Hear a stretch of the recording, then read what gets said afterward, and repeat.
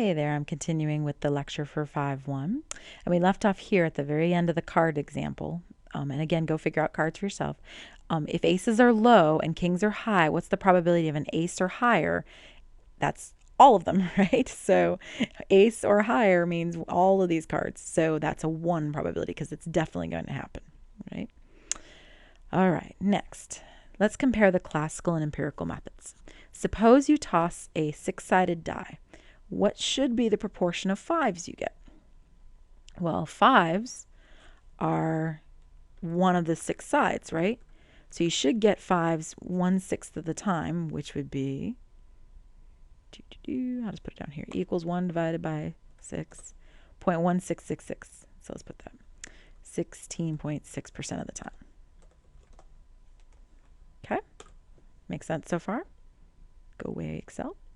Okay, now we are going to toss a 6-sided die 20 times. Now I happen to have a lot of 6-sided dice, but you can't show those to you, but I could show you this. So I'm going to toss a 6-sided die 20 times. This is a nice little dice roller that I found online. You can just type, if you go into Google and type dice roller, this is like one of the first ones that comes up. All right, I'm going to roll, and there it is. And it rolls them and gives me the results right over here. Okay. So when I rolled, I got a 5, a 5, a 2, a 5, a da, da, da. So how many times did we get 5? Right? So I got a 5, 1, 2, 3, 4, 5 of the times. Okay. So let's go back. Toss a dice 20 times. What was the proportion of 5s for you? Well, I got it.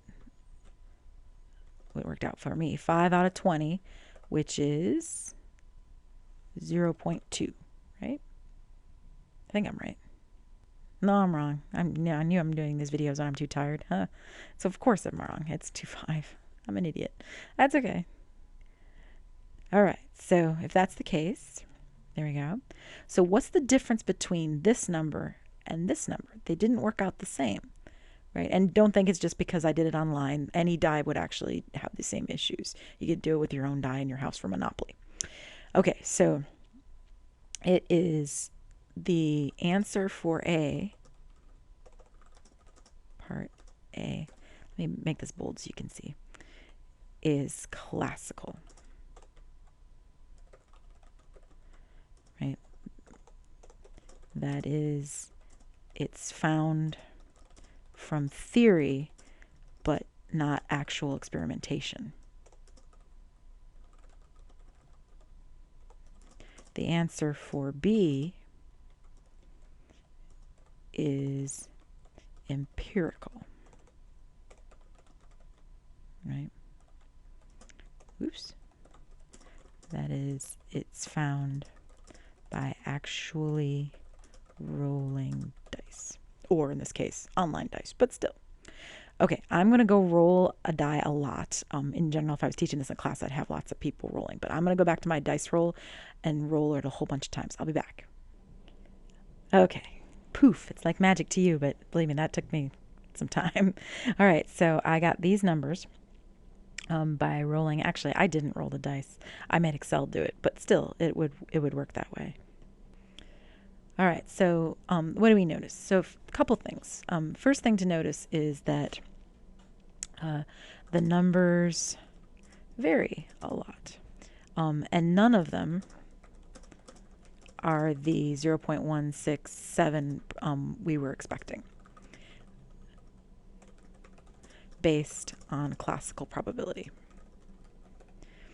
But one thing to notice, the average of the probabilities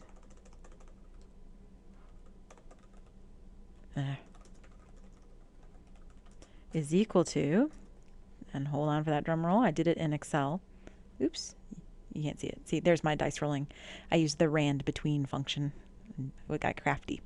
But anyway, the average is that number right there, 0.167188 equals 0.167188, which is very close to what we expect. The more you perform an experiment, the closer the empirical and classical probabilities get to each other. All right, I'll be back here for the next video.